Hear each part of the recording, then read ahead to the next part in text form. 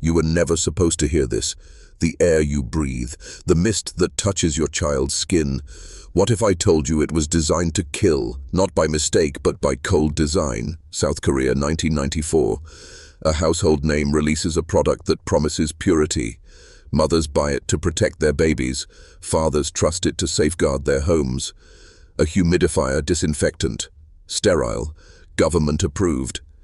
But as that quiet white mist fills the lungs of sleeping infants, something irreversible happens. Tissue breaks down. Lungs harden. Children suffocate in silence. Hospitals fill with cases they can't explain. No fever, no infection, just a strange collapse. Lungs petrified like coral in the sea. The company blames coincidence. The government goes mute.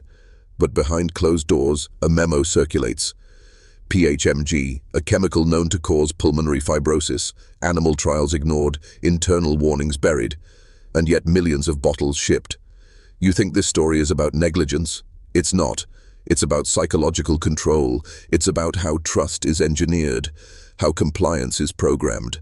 They didn't just kill children, they made the parents pay for it. They weaponized the instinct to protect and turned it against the family itself. This is not a tale of one country. This is a template, a formula, and you've seen it before, just not with such clarity, not until now. Because what you're about to hear will crack that illusion wide open. You'll feel it like a splinter in the mind, a quiet rage, an ancient betrayal. And once you know it, you can't unknow it. Welcome to The Descent. This is not a story. This is the blueprint of how they break the world and remake it in their image. The real crime wasn't the chemical, it was the silence that followed. When the first child died, there were tears. When the 10th passed, there were questions. But by the 100th, there was only protocol. Hospitals began recording unknown causes, media outlets were warned not to create panic, and whistleblowers were silenced with contracts and cash. You see, this wasn't just about corporate failure, it was about the architecture of denial. The South Korean government knew, not in theory, in detail. They had the toxicology reports, they had the internal emails, and still, they let it continue. Why? Because control systems don't just rely on obedience, they depend on sacrifice, a public sacrifice, one that sends a message. Your life is a commodity, and your death is acceptable if it protects the image of order. This is where the story fractures, because while grieving parents begged for answers, CEOs took bonuses, regulatory officials were promoted, and the mist kept spreading, in nurseries, in schools, in the lungs of the innocent. This wasn't an accident, it was a ritual of power, a quiet offering to the machinery of progress. But here's the part they never want you to grasp. This isn't unique to Korea. It's not even unique to humidifiers. The same psychological blueprint appears again and again. A product is introduced, fear is weaponized, trust is exploited, and when the bodies drop, they vanish behind paperwork, jargon, and committees. Do you see the pattern yet? Because once you do, the world begins to look different. That perfect ad on your screen, that friendly label in your home, every one of them is a potential Trojan horse, carefully crafted to pass beneath your awareness. This is how empires evolve, not with swords, but with soft words and deadly vapors.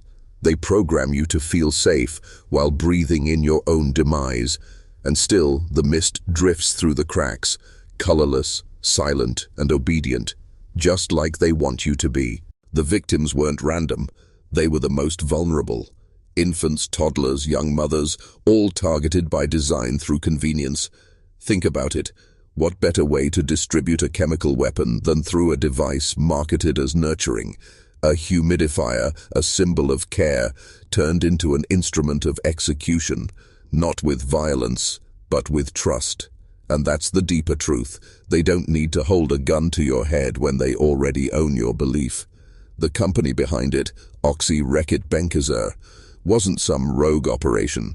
It was part of a global conglomerate with connections to pharmaceuticals, household products, even medical devices. They had the resources to know better, and they did. But they chose to suppress because the cost of redesigning or recalling would shatter shareholder confidence. So instead they played God with lives. They turned data into death warrants.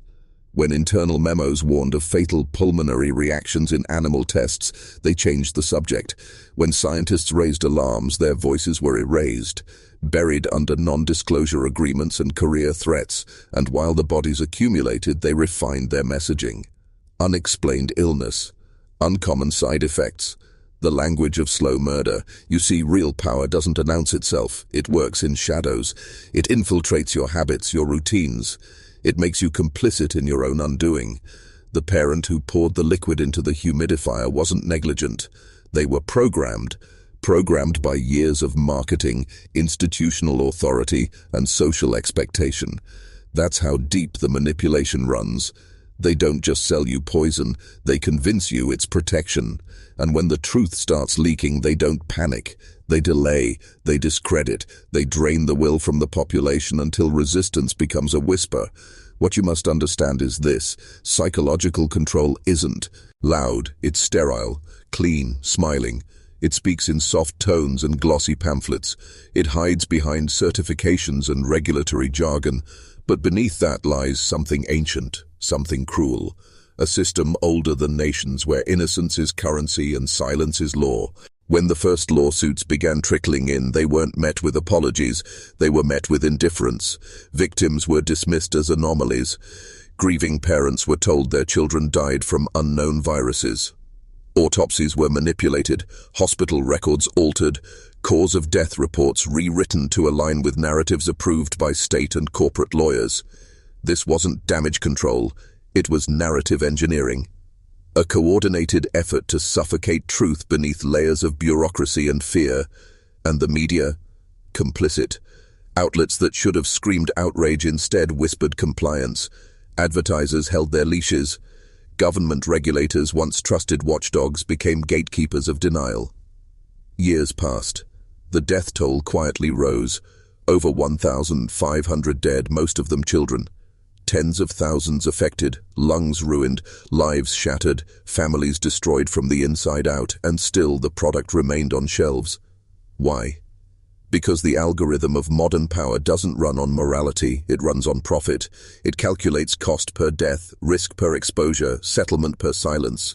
These aren't human beings making these decisions. These are systems, corporate, legal, governmental, stitched together into something soulless and unaccountable. And that's the most terrifying truth. Once a machine like this is built, it no longer needs orders to kill. It just needs inertia. Think about it. In your life, how many things have you accepted as safe simply because they were allowed to exist? How many warnings have you ignored because they didn't come from the right voice? That's how psychological control wins, not through brute force, but through the erosion of doubt. The moment you stop questioning, the moment you trust blindly, the moment you outsource vigilance to institutions designed to deceive, you've already surrendered, and they know it. That's why they push further. That's why the next silent killer will come wrapped in even softer language, even more emotional appeal, even more scientific consensus, because now they know how to bypass your defenses. They don't need to hide anymore. You've been conditioned to look the other way. In a quiet Seoul boardroom, a single document passed across a polished table, a confidential memo stamped with 3 red seals. Inside, the language was precise, clinical, and cold. Risk contained, public perception stable. Proceed with mitigation phase 3. It wasn't a plan to stop the product. It was a strategy to manage the fallout. Translation: let them die quietly. Keep the market alive. That document was one of hundreds. Internal investigations by whistleblowers, many of whom vanished or were buried under gag orders, revealed a chilling reality. This wasn't an accident, it was a business model. The humidifiers had been sold for years with full knowledge of their danger. Safety studies, manipulated, scientific oversight, bypassed, ethical review boards, paid off, and as the bodies piled up, they didn't halt production. They improved marketing, they shifted language, they used soft colors, maternal images, claims of purity and health. The very tools meant to preserve life were now laced with death. And what happened when someone finally screamed loud enough? When grieving fathers and desperate journalists began forcing truth into the open, the system didn't confess. It pivoted. It absorbed the outrage, then redirected it into confusion. They buried evidence in legal jargon. They formed independent panels filled with insiders. They apologized publicly while fighting every claim in court. By the time some form of justice reached the families, it was hollow, measured not in accountability but in settlements and silence. But the deeper story is more insidious. This was not just about humidifiers. This was about the architecture of modern deceit. A template of institutional manipulation where entire populations are subjected to harm in the name of efficiency and commerce. And South Korea wasn't alone. You've seen this blueprint before, in contaminated water supplies, in dangerous pharmaceuticals fast-tracked for profit, in experimental technologies pushed onto the public without consent. The silent killer is never just the product, it's the machinery behind it, the faceless, nameless alliance of industry and government, stitched together by plausible deniability and shared incentives. And now that you've seen it once, you must start to recognize it everywhere. These aren't isolated tragedies, they are symptoms of a deeper infection. The moment you stop watching, stop questioning, stop peeling back the veil, that's when you become part of the design. Are you ready to look deeper? Or are you more comfortable in the lie? Choose. In a quiet Seoul boardroom, a single document passed across a polished table, a confidential memo stamped with 3 red seals. Inside, the language was precise, clinical, and cold. Risk contained, public perception stable. Proceed with mitigation phase 3. It wasn't a plan to stop the product. It was a strategy to manage the fallout. Translation: let them die quietly, keep the market alive. That document was one of hundreds. Internal investigations by whistleblowers, many of whom vanished or were buried under gag orders, revealed a chilling reality. This wasn't an accident, it was a business model. The humidifiers had been sold for years with full knowledge of their danger. Safety studies, manipulated, scientific oversight, bypassed, ethical review boards, paid off, and as the bodies piled up, they didn't halt production. They improved marketing, they shifted language, they used soft colors, maternal images, claims of purity and health. The very tools meant to preserve life were now laced with death. And what happened when someone finally screamed loud enough? When grieving fathers and desperate journalists began forcing truth into the open? The system didn't confess. It pivoted. It absorbed the outrage, then redirected it into confusion. They buried evidence in legal jargon. They formed independent panels filled with insiders. They apologized publicly while fighting every claim in court. By the time some form of justice reached the families, it was hollow, measured not in accountability but in settlements and silence. But the deeper story is more insidious. This was not just about humidifiers. This was about the architecture of modern deceit. A template of institutional manipulation where entire populations are subjected to harm in the name of efficiency and commerce. And South Korea wasn't alone. You've seen this blueprint before, in contaminated water supplies, in dangerous pharmaceuticals fast-tracked for profit, in experimental technologies pushed onto the public without consent. The silent killer is never just the product, it's the machinery behind it, the faceless, nameless alliance of industry and government, stitched together by plausible deniability and shared incentives. And now that you've seen it once, you must start to recognize it everywhere. These aren't isolated tragedies, they are symptoms of a deeper infection. The moment you stop watching, stop questioning, stop peeling back the veil, that's when you become part of the design. Are you ready to look deeper? Or are you more comfortable in the lie? Choose. When the first children began gasping in their sleep, when mothers stood frozen in the darkness listening to the terrifying rattle of tiny lungs struggling for air, the hospitals called it an anomaly. Perhaps it's asthma, they said. Genetic weakness, they suggested. But those mothers knew. You see, there is a sound the body makes when it's being destroyed from within. And in neighborhood after neighborhood, that sound echoed in unison, in infants, in toddlers, in the elderly. A toxic pattern. The humidifier disinfectants once sprayed into the air under the illusion of cleanliness had transformed every home into a silent gas chamber. But here's what they don't tell you. These chemicals, polyhexamethylene guanidine and oligo-2-ethoxy-ethyl guanidinium, were never designed for internal human exposure. In fact, PHMG was originally engineered for industrial surfaces. Its inhalation effects were never tested on humans, and when lab rats exposed to airborne concentrations started to die with collapsed lungs and scarred tracheas, the trials were buried. Instead of stopping, the companies rebranded, marketed it as safe, marketed it as necessary. They created need where there was none. That's the trick of the psychological control system. Invent the threat, sell the cure, then weaponize the cure. The people who fell for it weren't ignorant. They were targeted, carefully, manipulatively, mothers with newborns, people with weak immunity, young fathers trying to protect their families from pollution. The marketing used trust as a weapon, and as more died, the data was intentionally scattered. Hospitals didn't coordinate. Researchers weren't informed. Symptoms were misclassified. Fragmentation was the defense mechanism of the lie. It wasn't until one man, a doctor who lost his own niece, began cross-referencing cases across cities that a thread began to emerge. A thread, oaked in guilt, hidden in bureaucracy. When he went public, he didn't get awards. He got silence, doors closed, grants revoked, his name removed from publications. Because this is what happens when you touch the dark wire. But he persisted. He broke the illusion. And then the dam cracked. But too late. Over 1,500 lives already suffocated by a poison disguised as protection. What does this teach us? That safety is an illusion. That industries don't sell solutions, they sell dependencies. They train you to hand over control and trust the label. And every time you obey without questioning, you participate in your own sedation. Ask yourself, how many of your daily comforts are quietly killing you? How many more silent killers are you welcoming into your home? You were never meant to see the original documents. Buried deep in the archives of the Korean Intellectual Property Office, a patent filed in the early 2000s described the disinfectant's mechanism in chilling detail.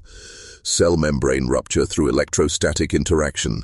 Not neutralization, not cleaning, destruction. At the molecular level, yet that same chemical blueprint was repackaged, renamed, and distributed under innocent branding. Sweet lavender mist, clean air touch, baby breeze. Mothers sprayed it into cribs, fathers installed it near beds. Night after night, particles too small to see floated silently into lungs not yet strong enough to resist. But here's the part that'll rattle you. The corporations knew.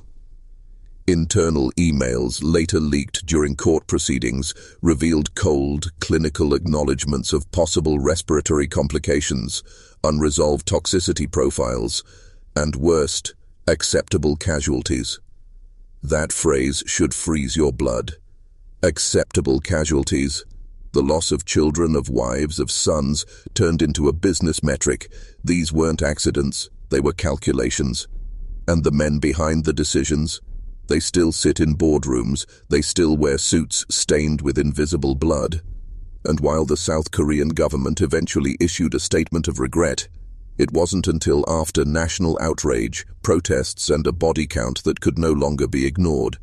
Still, most victims received little to no compensation. Some were gaslit into believing it was their fault, that they overused the product, that they didn't follow instructions. This is how psychological manipulation works. It shifts the blame from the system to the individual, makes you question your reality, erodes your confidence in your own suffering. By the time you realize the truth, the damage is permanent. The lungs are scarred, the graves are filled, and the machines that fight it off your pain have already pivoted to their next formula, their next campaign. The silence is not just from the victims, it's engineered, enforced, normalized. But you don't have to be silent. You can wake up. You can start seeing the pattern, the way they use fear to sell control, the way they bury dissent under red tape, the way every institution you trusted is wired to keep you docile. This story isn't just South Korea's. It's a blueprint for how invisible wars are waged in every country, every home, every breath. and once you see it, you can never unsee it. Now imagine this. You're a young father in Seoul. Your daughter, barely 3, starts coughing in her sleep. You take her to the doctor. Bronchitis, they say. A fluke, maybe allergies. You change the sheets. You buy an air purifier. You even take time off work to stay by her side. But nothing works. The coughing becomes wheezing. The wheezing becomes gasping. And one morning, you find her pale, motionless, her tiny fingers still clutching a stuffed bear. She dies before the ambulance arrives. Now you're grieving, spiraling, drowning in a grief that swallows time. Months pass, then years. One day you stumble across a headline. Humidifier disinfectant linked to deaths. Something inside you clicks. A distant memory, a smell, a product name you hadn't thought about since the day you tossed it in the trash. You look at old photos. There it is, in the corner of the room, humming silently in the background. That's when the guilt sets in, the shame, the horror that you might have brought death into your own home disguised as care. This isn't fiction. This happened, thousands of times, across apartments, hospitals, schools. And when the survivors started speaking out, what did the corporations do? They lawyered up, they denied, they delayed, they paid lobbyists to downplay the damage, to spin the narrative, and some of them didn't just hide the truth, they buried it under layers of legal immunity, NDAs, and false promises. This is how institutional manipulation works. They fracture your will to fight. They stretch the process so long you lose your job, your marriage, your sense of justice. By the time you finally win, if you ever do, you're broken. But here's what they didn't expect. Memory is a weapon. Truth spreads like wildfire when you dare to name it. And right now, you're not just watching a video. You're witnessing a resurrection, a rebellion, a calling. This knowledge, to earn.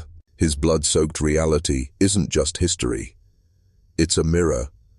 What else have you let into your home, into your body, into your beliefs? Who profits when you trust without question, when you consume without awareness? Think, question, speak, because silence is what allowed this to happen, and silence is how it will happen again. The most chilling part isn't the deaths, it's the machinery that kept them invisible.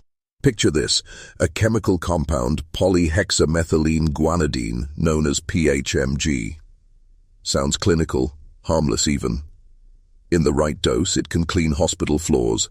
In the wrong dose, sprayed invisibly into your lungs every night while you sleep, it becomes a silent neurotoxin, a cellular saboteur. It doesn't kill instantly. No, that would be too obvious.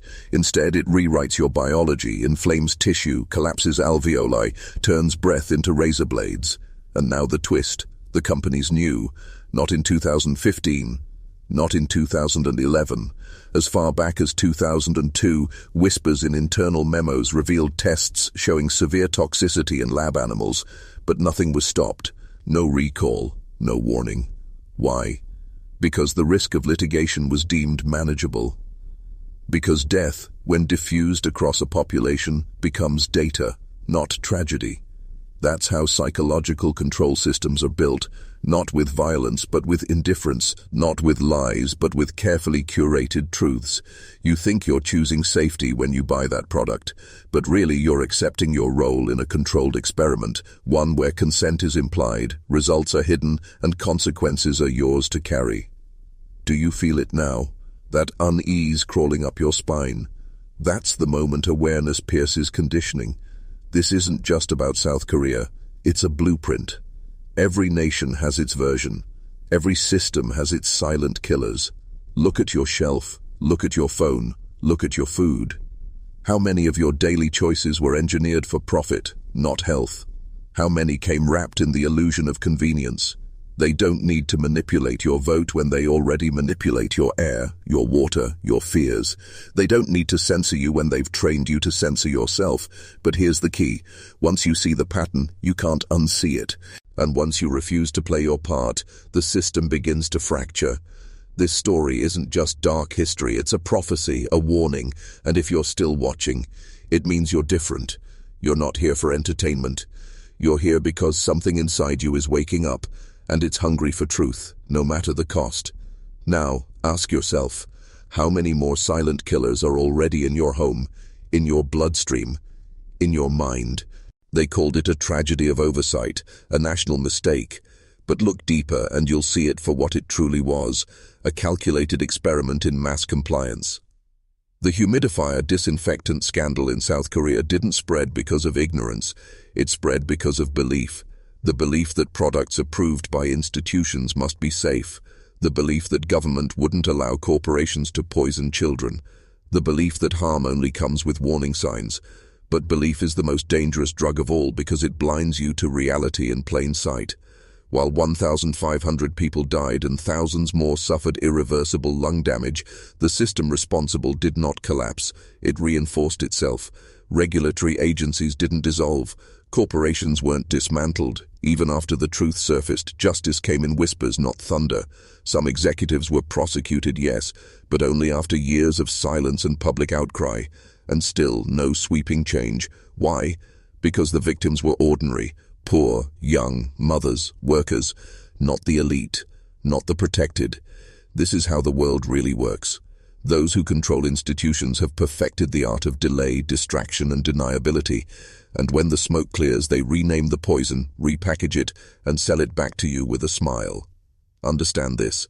The true horror isn't just the chemical, it's the silence. The conditioned silence of millions who felt something was wrong but said nothing. The parents who trusted. The doctors who obeyed, the media that looked away, because silence is the final stage of control. When people no longer question, no longer protest, no longer imagine escape, that is when the system wins. But you're not silent. You're still here. You're listening. That means something inside you refuses to be programmed. That's rare. That's dangerous. And that's why they fear people like you. Because once one man keys up, he becomes a signal to others, a disruption, a glitch in the design. This isn't about a single product. This is about the architecture of belief, how it's weaponized, monetized, and used to shape your choices, your body, even your death. And if you want to reclaim that power, you must first break the spell of trust. Trust nothing sold to you. Question every convenience. And know this, the most dangerous weapons are never fired. They're sprayed silently into your lungs, your water, your mind, while you sleep. When they tell you it's for your safety, that's when you need to be most alert. Safety has become the camouflage of control, the velvet rope of obedience. The South Korean humidifier disinfectant scandal was not an accident, it was a ritual, a demonstration of what happens when obedience is normalized. Picture this. A product sits on store shelves for over a decade. It's marketed to families, praised for its hygiene, sold in smiling commercials with lullabies and sleeping infants. And behind that lie, a toxic chemical, PHMG, slowly ravaging lungs cell by cell until oxygen becomes foreign. Infants died gasping. Pregnant women drowned from the inside. The most vulnerable, the ones systems promised to protect, were instead offered as sacrifices on the altar of convenience. And the companies, they didn't even test the chemical for inhalation. Why? Because testing might reveal truth, and truth is the enemy of profit. So they chose faith. They gambled on your belief that shelves mean safety, that approvals mean protection, that silence means innocence. But here's the twist. They were right. You believed. The people believed. Until the bodies piled high enough to rupture the illusion. And even then it took years. This is how deep the programming goes. You have been trained not just to obey, but to dismiss your own instincts, to rationalize your suffering, to gaslight your senses. When your child wheezes, you blame genetics. When your lungs hurt, you blame the weather. You never suspect the very air you breathe has been weaponized. That is the masterpiece of institutional manipulation. Invisibility. Real power doesn't show its hand. It lets you hold the knife and believe you slipped. Now understand this. This wasn't just Korea. This was a mirror. Look around your home. The air fresheners, the disinfectants, the cleaners. How many ingredients can you even pronounce? How many have been tested for inhalation, absorption, long-term neurological decay? You don't know. You were never meant to. Because ignorance is more profitable than rebellion, and every product is a contract you never signed, a deal made in boardrooms without your name sealed with your silence. But you can revoke consent. You can awaken from the haze, because once you begin to question what's in the air, they can no longer control what's in your mind. There's a reason they distract you with endless noise, celebrity gossip, political theater, social outrage cycles engineered to make you forget the one question that dismantles their entire system. Who benefits from my ignorance? In South Korea, as funerals multiplied and lungs collapsed, the corporations responsible sat in silence, watching. They counted profits while parents counted coffins. But here's the shadow most don't see. Behind every major public health disaster lies a paper trail soaked in premeditation. They knew. Documents uncovered years later revealed internal warnings, red flags ignored, test results buried. The science was clear long before the scandal broke, yet they chose silence. Why? Because your suffering was an acceptable cost of maintaining the illusion that corporations care, that governments regulate for your well-being, that you're protected. But protection in a corrupt system is selective. It's reserved for those with shares, not lungs. And while the people wept, while justice crawled, these companies rebranded, merged, dissolved, changed names, like a serpent shedding skin. The face changes, but the venom remains. You see, institutional corruption doesn't operate like a crime. It operates like a culture. It isn't one bad actor. It's a symphony of silence, a bureaucracy of betrayal, and every level plays its part. Scientists who stay quiet, regulators who look the other way, media outlets who hesitate to bite the hand that funds them, and all the while the product remains on shelves. The air remains tainted. The deaths continue. This is not just tragedy, it is ritualized omission, and it thrives because they've conditioned you to forget. They teach you that outrage should expire after a week, that your memory should reset with every news cycle. But not this time. Not if you're awake. Not if you're listening. Because this isn't just South Korea's burden. It's a blueprint. A template repeated in every country, in every industry, masked by a different logo, spoken in a different language, but echoing the same truth. Your trust is their currency, and once you stop paying, the empire collapses. So ask yourself, how many toxins are hiding in plain sight right now?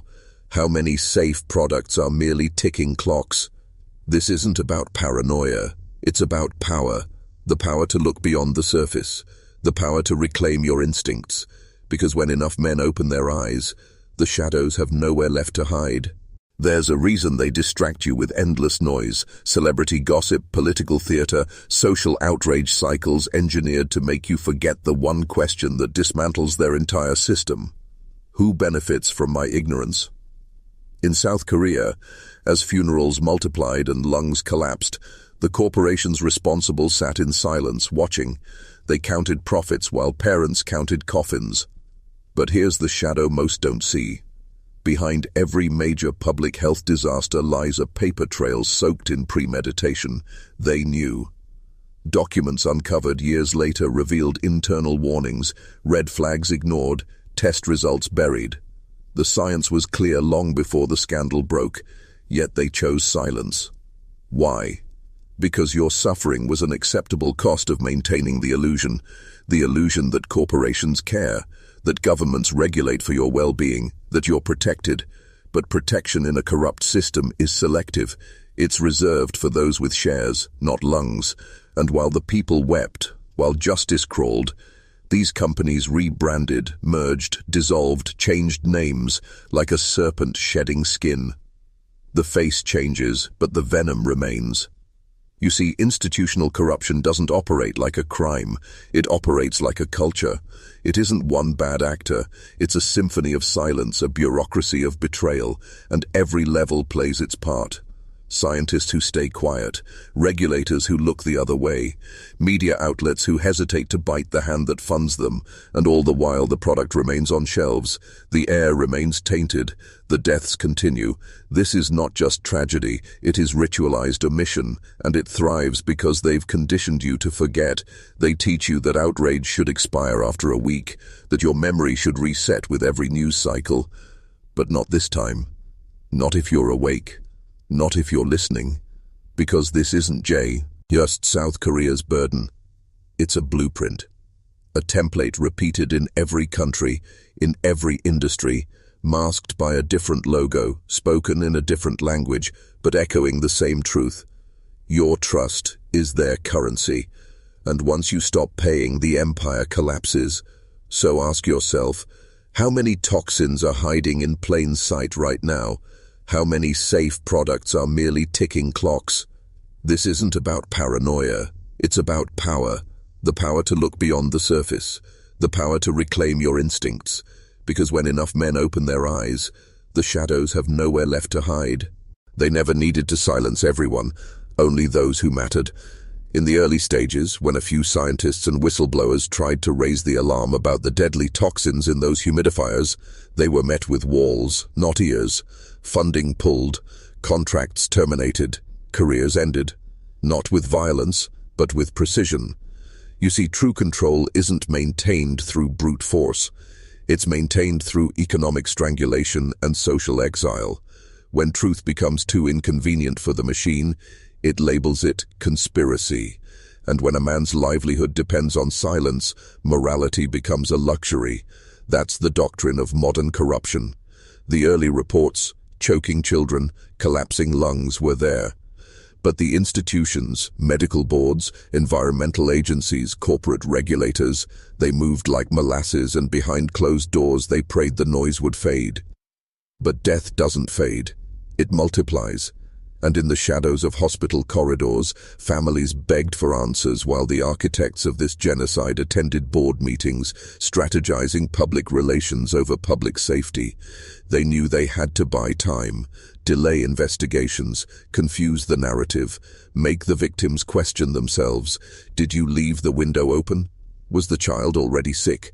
They plant doubt like poison ivy. It spreads until even the afflicted wonder if they're to blame. That's the psychological manipulation embedded in these cover-ups. If they can't stop the truth, they'll smear it. By the time outrage reaches the masses, the perpetrators are 10 steps ahead. Assets moved, liabilities buried, PR statements polished to mimic empathy. But listen closely. It's not empathy. It's damage control. Because to them, your pain is a statistic. Your grief is a PR challenge. Your justice, a threat to the system. And the system defends itself with one commandment: never admit guilt, even when the facts scream, and even when the bodies pile up. Instead, they settle in court with no admission of wrongdoing.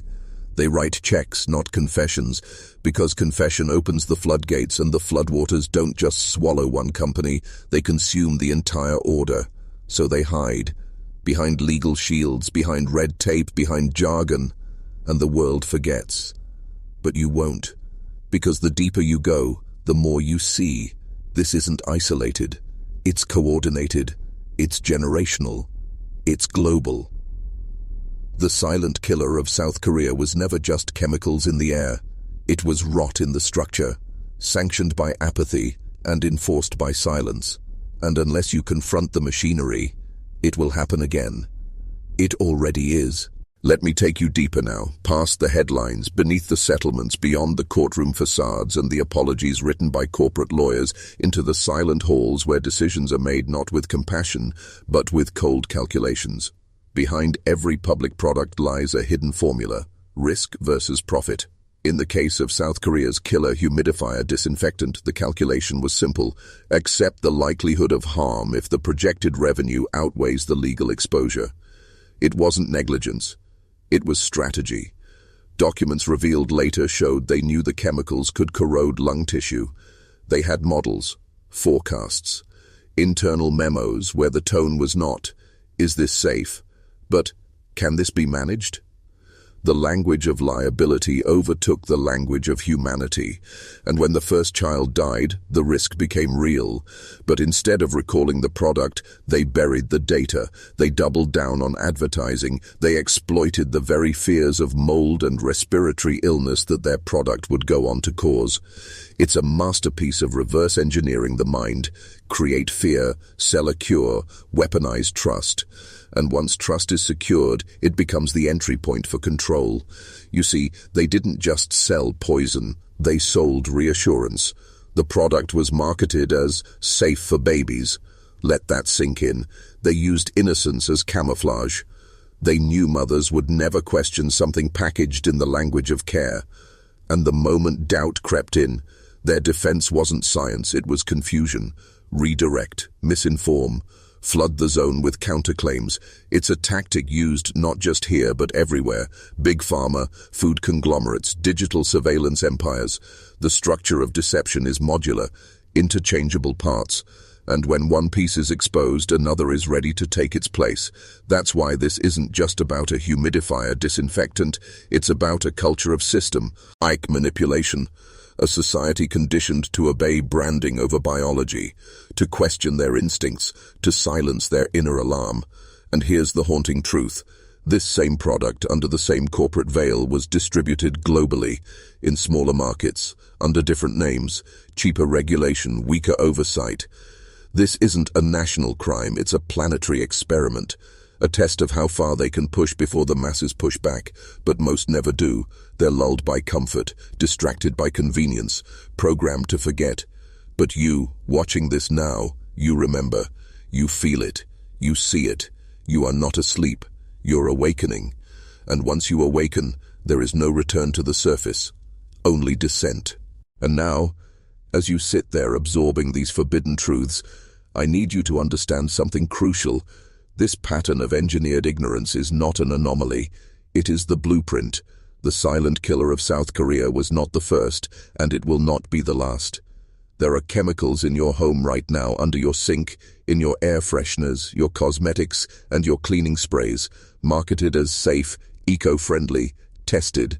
But ask yourself, tested by whom? Approved by what standard? You've been conditioned to see regulatory seals as shields of safety, but in reality, those seals are shields of liability, for them, not for you.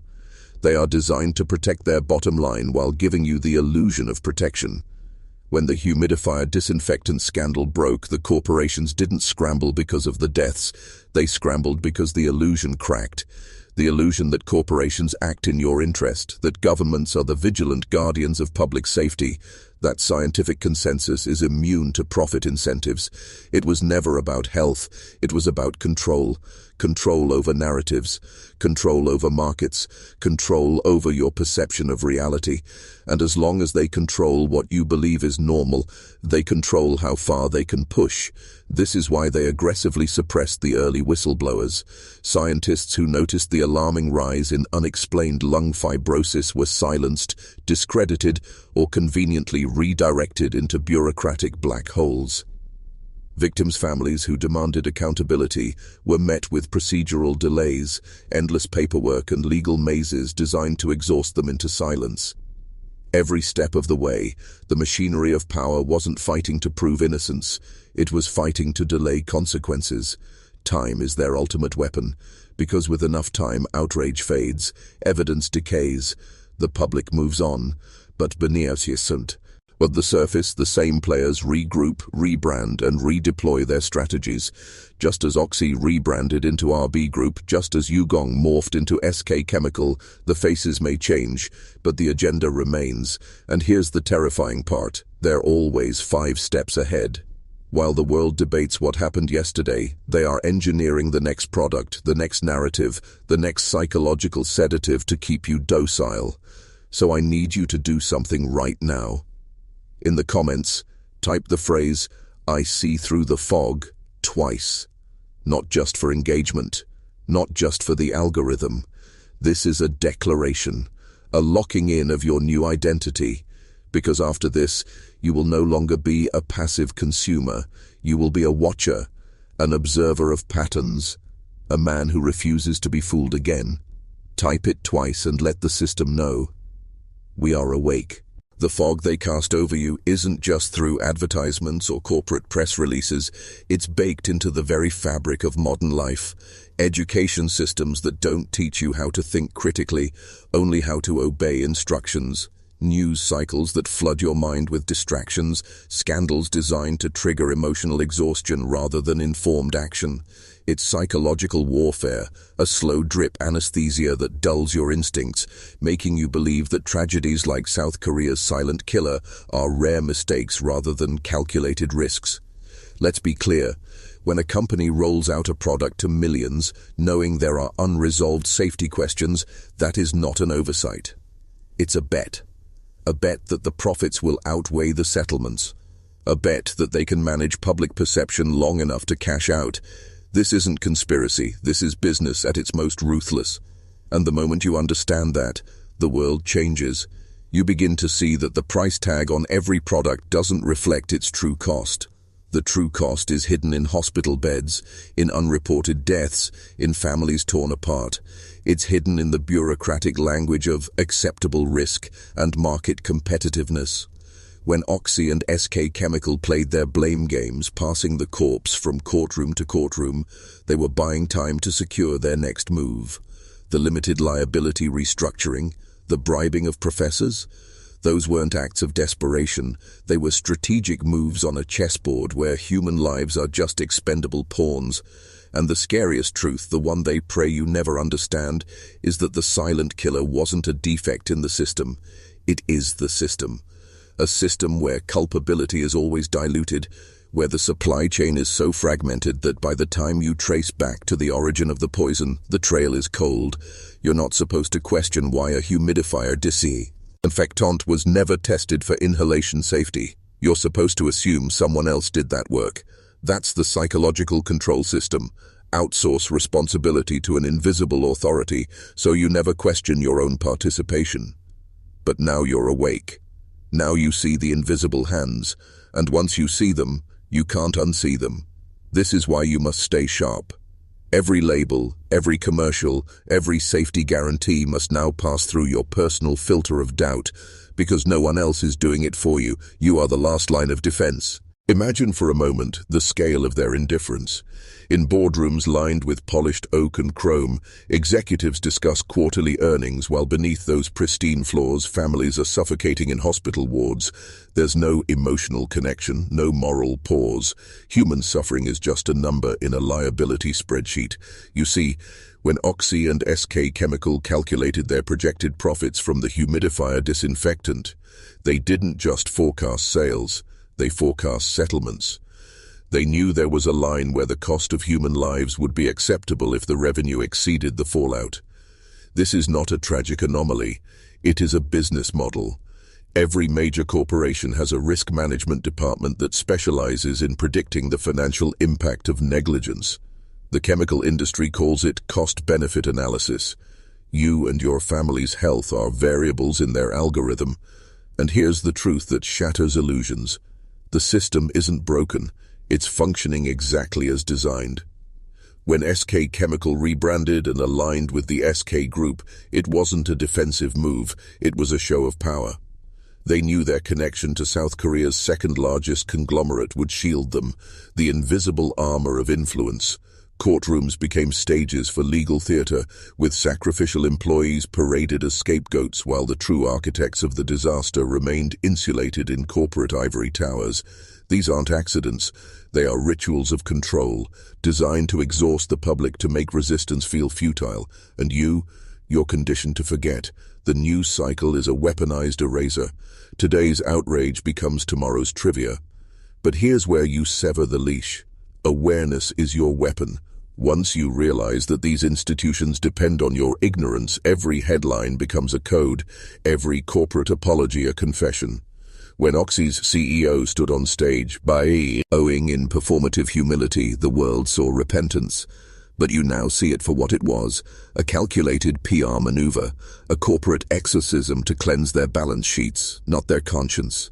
This is the architecture of deception, the same playbook used in pharmaceutical disasters, environmental catastrophes, and countless other unforeseen tragedies.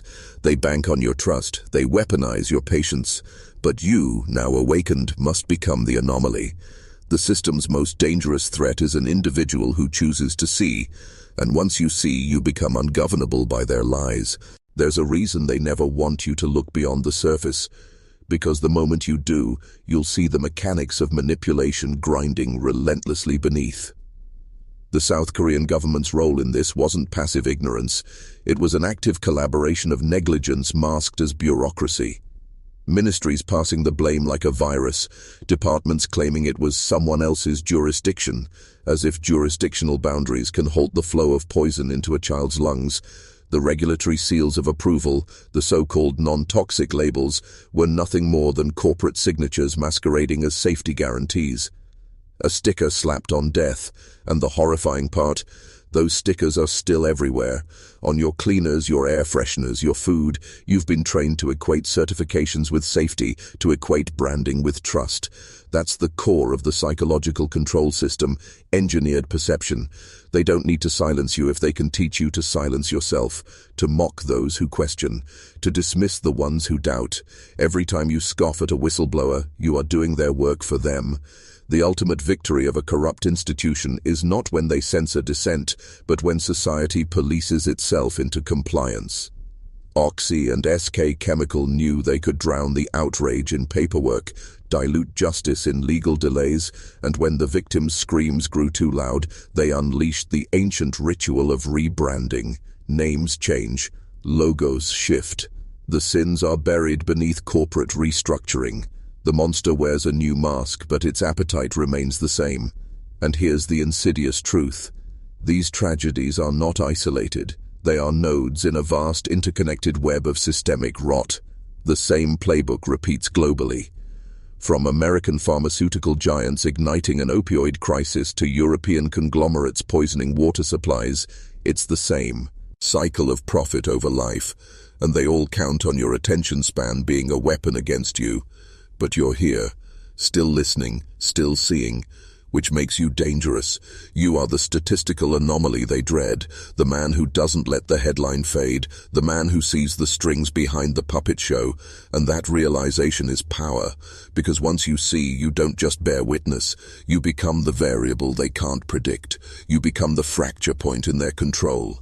Let me tell you why most people will never escape this invisible cage. It's not the corporations, it's not even the governments, it's the illusion of normalcy.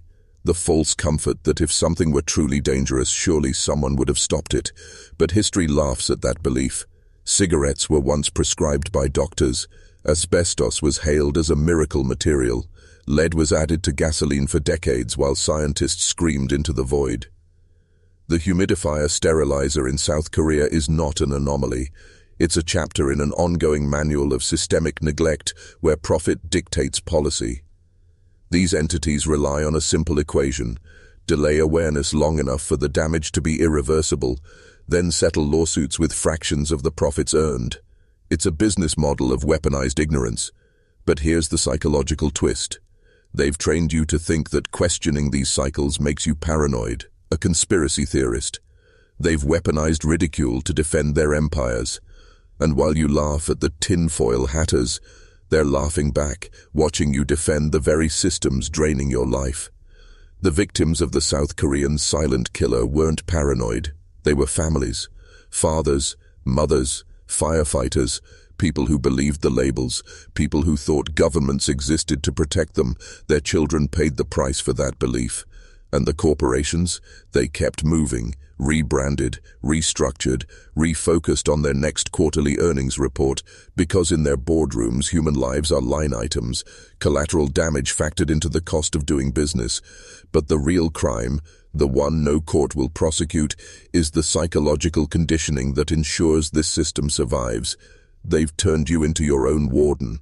They've filled your life with distractions, synthetic outrage cycles, and hollow victories to keep you from asking the question, does that matter? Why are products released before long-term health impacts are known? Why do regulatory agencies rely on corporate-provided research? Why are corporations allowed to influence policy through lobbying under the guise of advocacy? These aren't accidents, they are structures. And once you see the structure, you're no longer a passive participant. You become a threat. And threats are remembered. This is where your awakening sharpens into purpose. They engineered this labyrinth to keep you blind, but you're learning how to walk through walls. But here's the part they never wanted you to realize. The walls of this labyrinth are not made of stone. They are made of language, of narratives, of words so carefully crafted that they become invisible, non-toxic, family safe, government approved. These phrases aren't just labels, they are psychological shields designed to intercept your suspicion before it even forms. In South Korea, mothers stood in grocery aisles holding bottles labeled safe for children, never imagining that within those containers lurked a vaporized executioner, because they had been taught not to question. And this is the ultimate control system, linguistic hypnosis. When they say certified, you hear trusted. When they say regulated, you hear protected. But what if I told you those certifications are often bought? Those regulations are diluted by legal loopholes crafted by the very companies they are meant to oversee. Oxy and SK Chemical didn't need to hide in the shadows. They operated in plain sight, draping their poisons in the camouflage of corporate responsibility. It wasn't until bodies piled up and mothers buried children that the veil started to tear. But by then, the damage was done. And it's still being done. The silent killer wasn't just PHMG, it was a system that monetizes ignorance. Every decade has its version. The opioid crisis, the PFAS chemical contamination, the climate manipulation through loopholes and greenwashed lies. And yet they keep telling you, this time it's different. The next time you see a shiny new product promising safety, convenience, and cleanliness, I want you to hear the distant echo of a corporate boardroom deciding how many lives are an acceptable loss for market domination. And remember, once upon a time, people genuinely believed no one would sell a product that could harm children. Belief doesn't protect you, awareness does. And with awareness comes responsibility, because now that you know how the machine operates, you have two choices: become another cog or become a saboteur. This is not paranoia, it's survival. The more you see, the less you can ever unsee. Welcome to the realm where every label is a potential deception and every truth is buried beneath layers of strategic language. You are not just hearing this, you are being initiated. The deeper you descend, the more you begin to realize that the true architecture of control isn't built on overt tyranny, it's built on voluntary compliance. They don't need to force you to consume their products, they just need to make you choose them. But those choices have been rigged from the start. Think back to Oxy's Humidifier sterilizer. It wasn't marketed as a luxury, it was presented as a necessity. Clean air for your children, protection against mold and bacteria. They took your primal instinct to protect your family and weaponized it against you. And when people began to die, the system did not collapse. It adapted, it rerouted blame, it created buffers, committees, studies, panels, all designed not to find truth but to dilute it until it lost all potency. You see, the moment they admit fault, the entire illusion of safety crumbles, and they know they cannot allow that. That's why they'll sacrifice low-level employees, fine a subsidiary, rebrand a product, anything to keep the core machine intact. But here's what they fear most: awakened consumers who start asking why. Why was a chemical flagged as hazardous in one country but sold as safe in another? Why were the regulators asleep until the bodies were too many to ignore? Why did victims have to shout in courtrooms to be heard, while corporations whispered in backrooms to erase accountability? You see, every time you pull back another layer, the same pattern emerges: profit over life, narrative over reality, control over truth. And that pattern isn't isolated to South Korea. It's global, it's systemic, and it's ancient. You are living inside a labyrinth designed not to keep you in, but to make you forget you're even trapped. And the walls? They're paper thin once you know where to press, but pressing comes with a cost.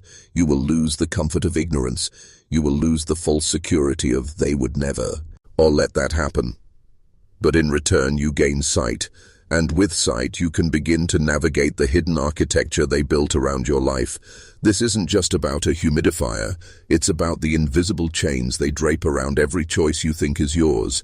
The question is, are you ready to start breaking them? Now understand this.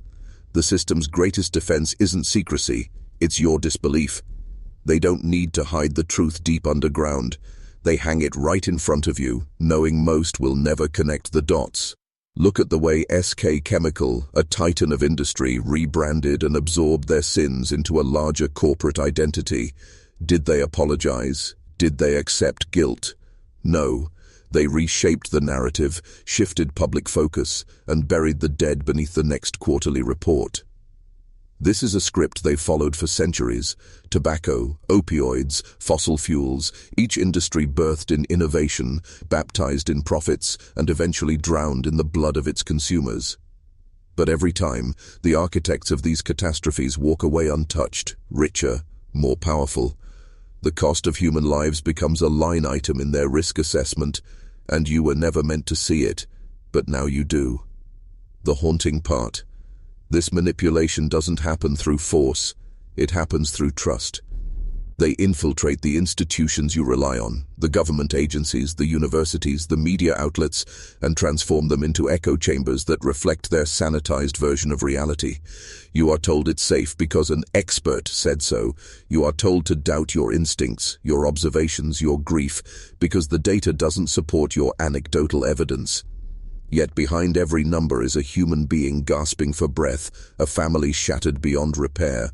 You begin to realize the term collateral damage is just corporate jargon for human sacrifice, and every sacrifice feeds the machine, sustains its momentum, ensures its continuity. This isn't incompetence, this is design. They allow just enough outrage to simmer, just enough justice to appear functional, while the real mechanisms of power remain untouched.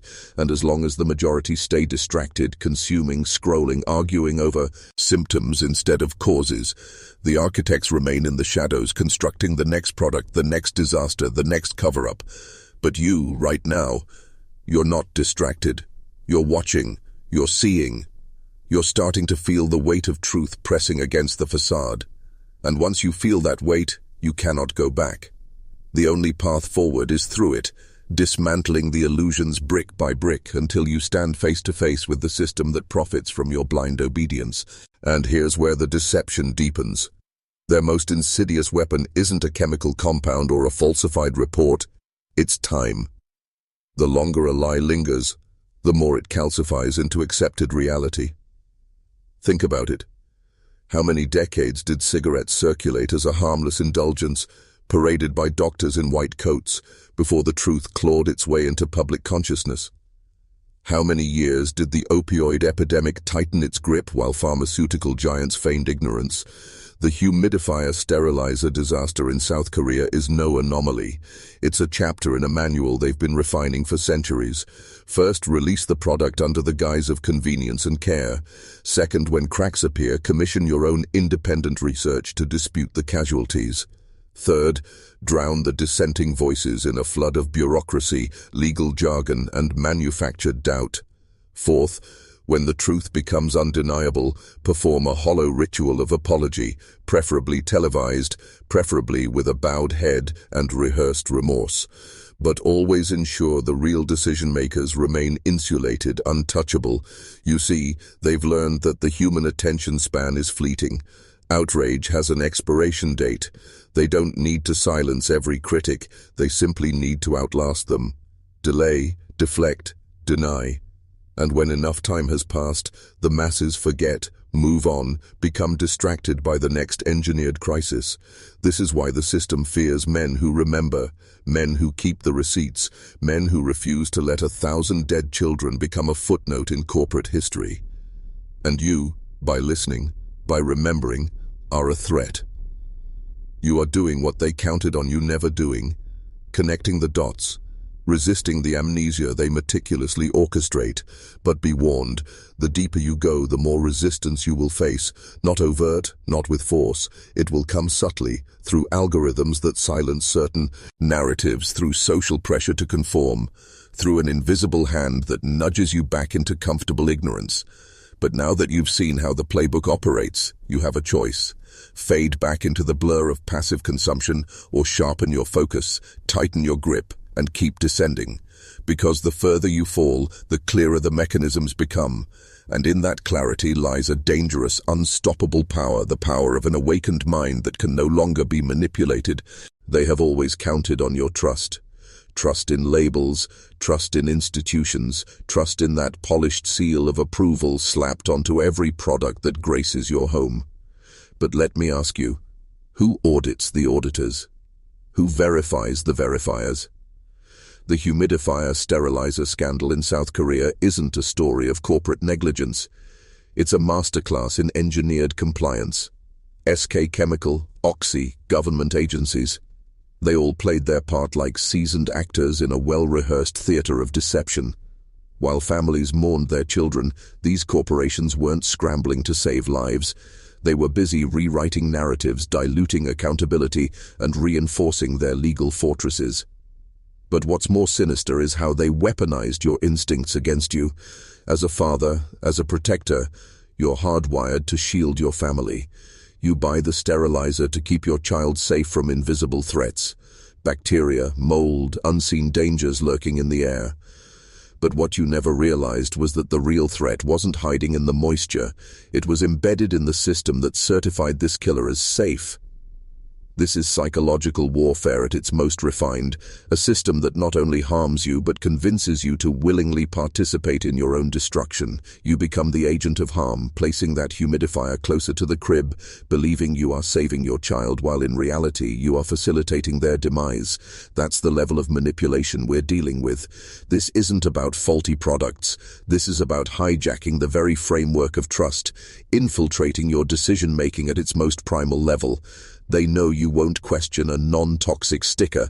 They know you won't suspect the air in your own home, and by the time suspicion arises, it's too late. Damage done, profit secured, legal defenses activated. The only thing left is your silence or your rebellion. This is why you must see beyond the product, beyond the brand, beyond the surface. Every polished logo, every comforting tagline is potentially a mask hiding an agenda that does not align with your well-being. The lesson here isn't paranoia, it's vigilance. Trust must be earned, not assumed. From this moment, you no longer accept their assurances at face value. You question, you investigate, you demand proof not from their paid mouthpieces but from the trail of evidence they hope you never follow. Because now you are no longer a compliant consumer, you are a hunter, and their lies are your prey. Let's pierce deeper into this veil, because this was never just about one product or one country. The humidifier sterilizer was a single battlefield in a global war for control over human perception. They don't need to suppress every dangerous chemical. They only need to control what you believe about it. This is where institutional manipulation becomes lethal. Regulatory agencies, think tanks, research institutions, they're portrayed as impartial guardians of public health. But when their funding is quietly siphoned from the very corporations they are tasked to regulate, objectivity dissolves into obedience. Consider this. In the Oxy case, professors were bribed to falsify reports. Universities accepted donations that silenced inquiries. This isn't isolated corruption. It's a blueprint, a systematic infiltration of knowledge pipelines. Control the data, control the narrative. Control the narrative, control the population. It's a shadow economy of truth, where facts are auctioned to the highest bidder. And here's the psychological twist. They want you to feel overwhelmed, helpless, and paralyzed in the face of these sprawling networks. They want you to believe that you, as an individual, have no leverage against billion-dollar conglomerates. That illusion of powerlessness is their greatest defense. But it's a lie. One man with awareness is a threat. 10,000 awakened are a reckoning. This story isn't here to depress you. It's here to ignite you. Because once you understand that their power hinges on your compliance, you begin to see the cracks. Every whistleblower, every parent who stood up in court, every netizen who refused to let the story die, they were fractures in the armor. You, right now, are standing at the edge of that fracture. You have two choices. retreat into ignorance, or become part of the force that widens that crack into an unstoppable rupture.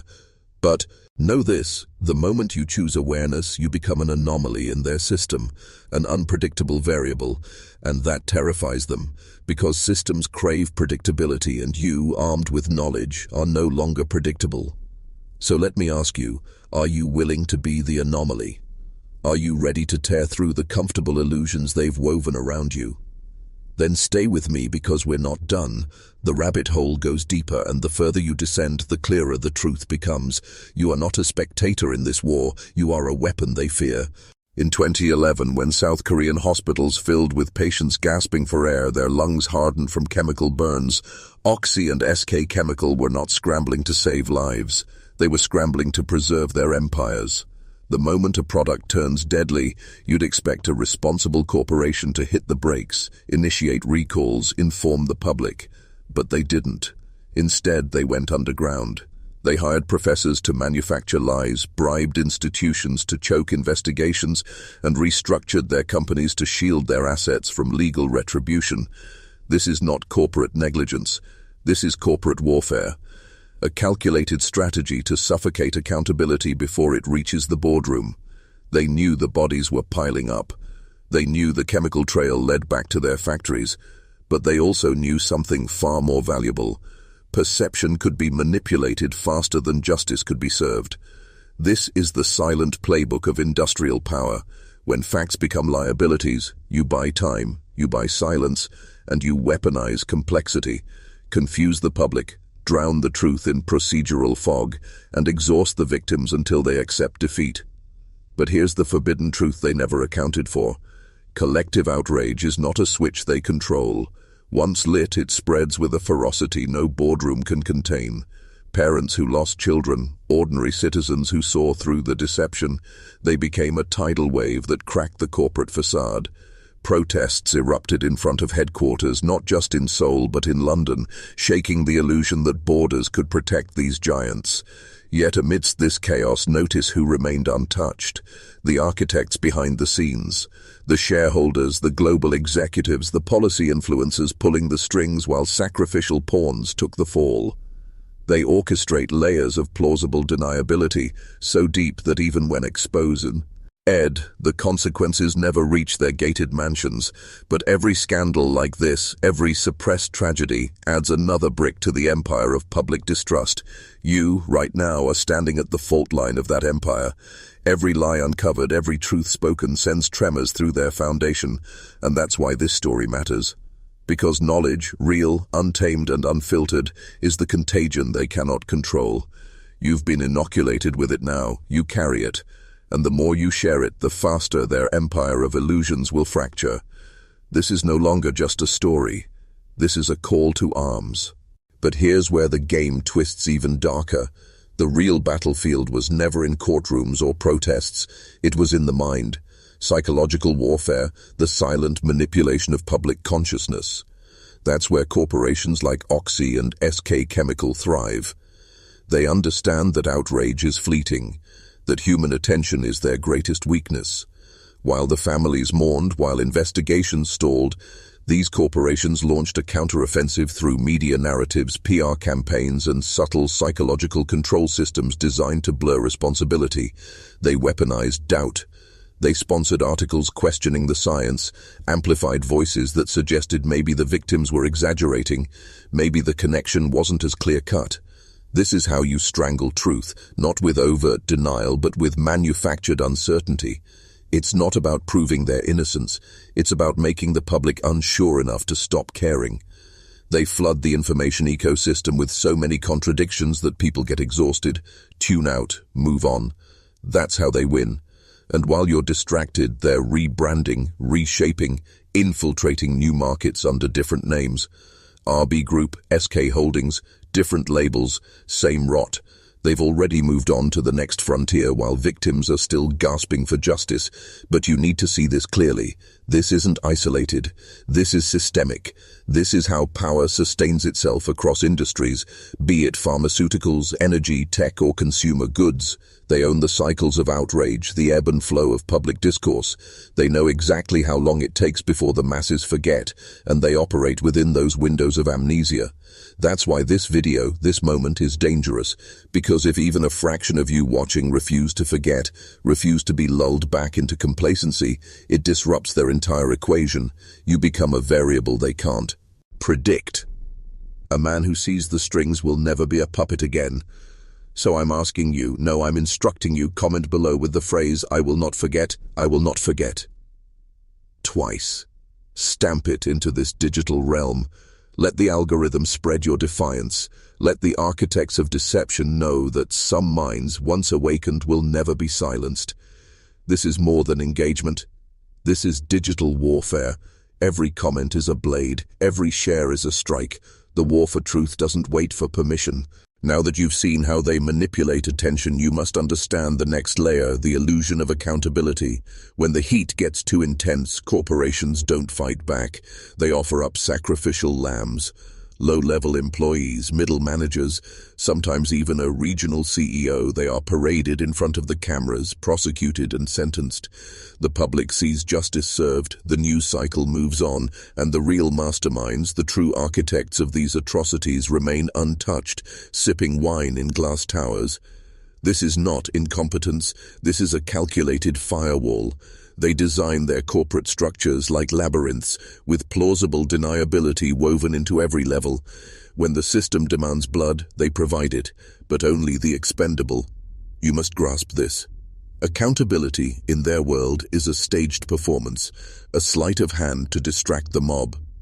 While you focus on the man in handcuffs, the ones who engineered the disaster are already engineering the next.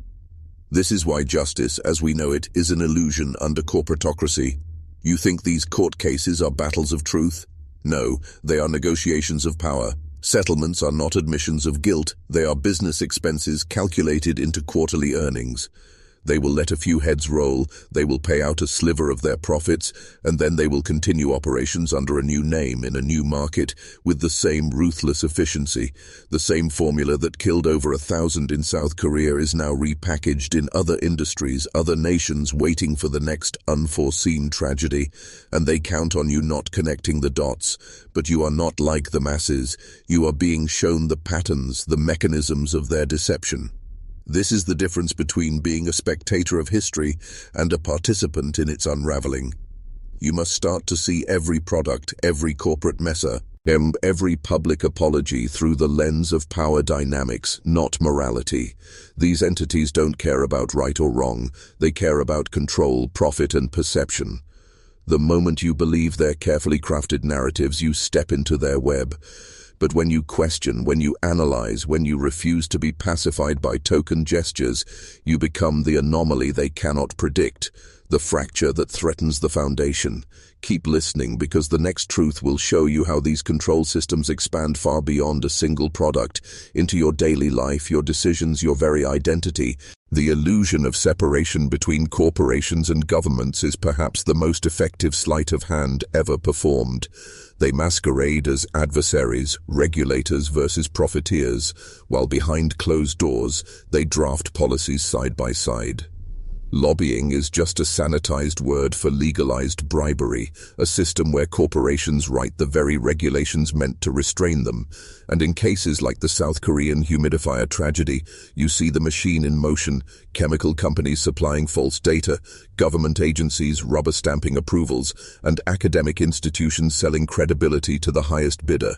It's not incompetence, it's not oversight, it's design. These entities operate as a single organism, each limb pretending autonomy while the brain, profit, dictates every movement. When the product began killing children, the first instinct wasn't to stop production. It was to manage the narrative, to hire professors for falsified reports, to shield shareholders, to protect the supply chain. Only when public outcry became a wildfire did they perform their choreographed apologies, their public bows, their hollow gestures of regret. But by then, the damage was done, and their objectives, Profit margins, market control, corporate growth had been achieved. The fines, the lawsuits, the compensation funds, they are calculated into the business model as routine as paying for raw materials, and when the heat becomes too much, they simply dissolve the name, rebrand, restructure, and the cycle begins anew. The name changes, but the machine never stops. This is not unique to South Korea. This is global. This is the blueprint of every major industry. Pharmaceuticals that mask side effects until settlements become cheaper than warnings. Tech giants who monetize your privacy only to apologize after breaches they knew were inevitable. Food industries that engineer addiction to sugar and chemicals while funding health research that obscures the truth. It's not a conspiracy. It's a business model, a model that thrives because most people cannot fathom that such systemic manipulation could be so openly executed. But now you can, now you must, because once you see the interlocking gears of this machine, ignorance is no longer an excuse.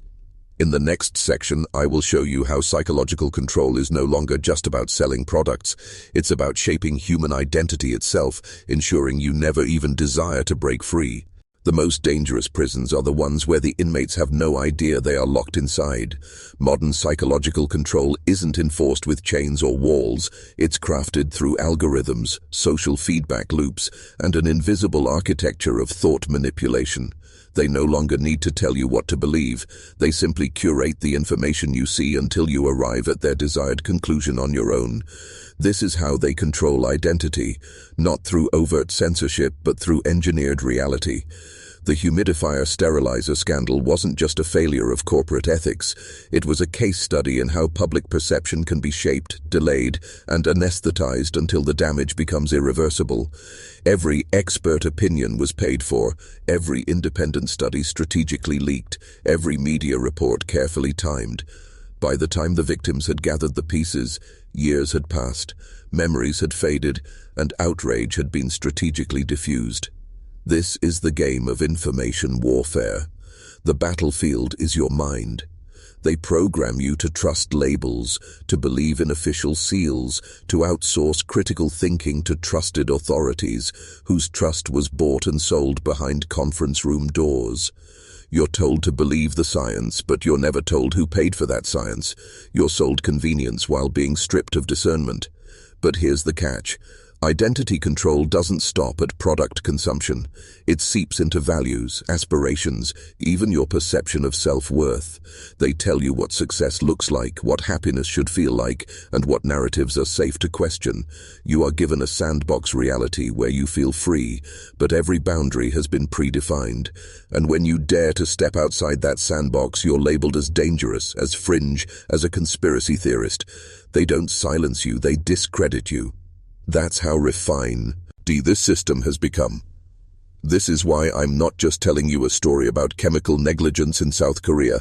I'm peeling back the layers to show you the machinery that turns human lives into statistics, public outrage into marketing data, and tragedies into quarterly earnings. In the next section, I'll reveal how this psychological architecture of control is not just about power. It's about ensuring that rebellion itself becomes unthinkable, that compliance feels like freedom. And that's when you realize the war is not for your body, it's for your will. Rebellion used to be a physical act, marches, revolutions, uprisings, but in the architecture of modern control, rebellion has been redefined into something far more subtle and far more dangerous to those in power: independent thought. You see, they realized that suppressing ideas with force only made martyrs, only made those ideas stronger, so they evolved. They built a system where rebellion is suffocated in its cradle, through distraction, through manufactured outrage cycles, through infinite entertainment loops that keep your mind occupied but never enlightened. They don't have to burn books anymore.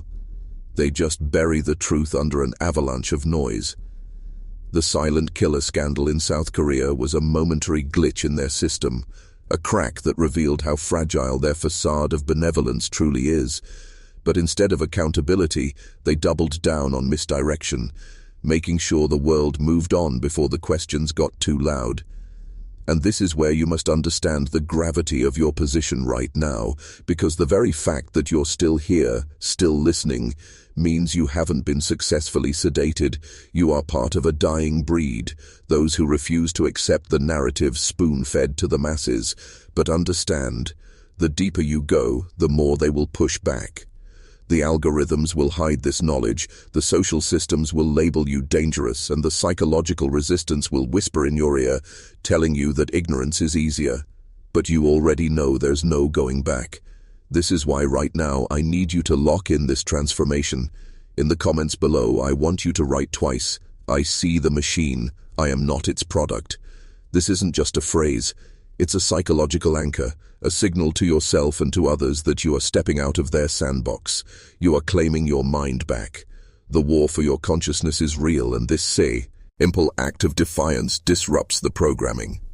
Because once enough men see through the illusion, the entire system of control begins to fracture. In the final section, we will expose the masterstroke of their deception, the ultimate weapon that keeps humanity docile while their chains tighten.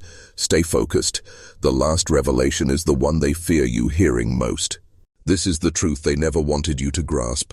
The masterstroke of control is not in overt oppression, but in engineering a world where you willingly submit. They crafted a society where you beg for your own shackles, where convenience is traded for freedom, where comfort is the ultimate sedative. Surveillance isn't a shadowy man in a dark room. It's the apps you check first thing in the morning, the devices you can't live without, the subtle nudge of recommendations that shape your thoughts without you even realizing. You are not tracked with chains, you are tracked with likes, shares, and dopamine loops. The silent killer of South Korea wasn't just PHMG. The real killer was systemic indifference, institutional arrogance, and a carefully maintained illusion of safety. They sold the public a deadly product with the full confidence that they could cover it up because the system is designed to protect itself, not you. And that's the core of their control, plausible deniability wrapped in layers of bureaucracy and corporate finger-pointing.